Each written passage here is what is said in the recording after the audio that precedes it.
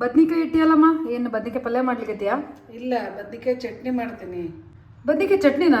ಇದು ರೊಟ್ಟಿ ಚಪಾತಿಗೆ ಭಾಳ ರುಚಿ ಆಗ್ತದೆ. ಮಾಡಿ ತೋರಿಸ್ಲೇ? ಓಕೆ. ಗ್ಯಾಸ್ ಆನ್ ಮಾಡ್ಬೇಕು.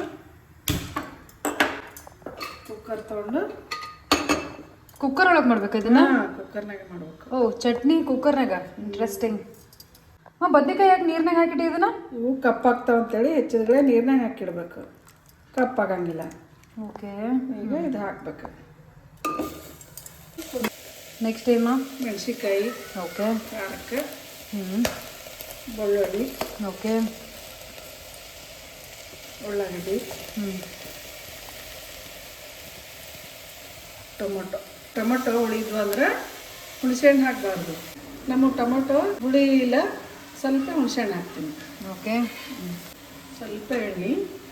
ಓಕೆ. ಒಗ್ಗರಣೆ ಕೊಡ್ಬೇಕು. ಸ್ವಲ್ಪ ಹಾಕೋದು, ನೀರು ಹಾಕೋದು. ಕುಕ್ಕರ್ ಮುಚ್ಚಳ ಮುಚ್ಚಿ 1 ವಿಜಿಲ್ ಹೊಡಿಸಿದ್ರೆ ಸಾಕು. ಸ್ವಲ್ಪ ಒಲೆ ಜಾಸ್ತಿ ಮಾಡ್ಕೊಳ್ಳೋಣ.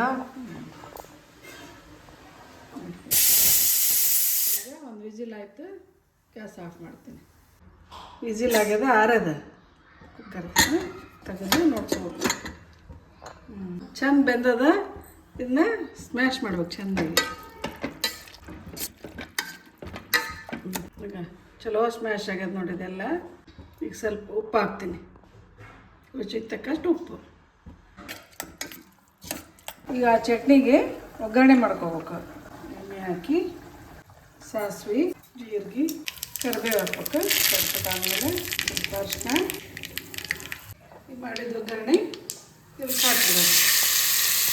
ಸ್ವಲ್ಪ ಕೊತ್ತಂಬರಿ ಹಾಕ್ಬೇಕು. ರುಚಿಯಾದ ಬದ್ನಿಕಾಯಿ ಚಟ್ನಿ ರೆಡಿ.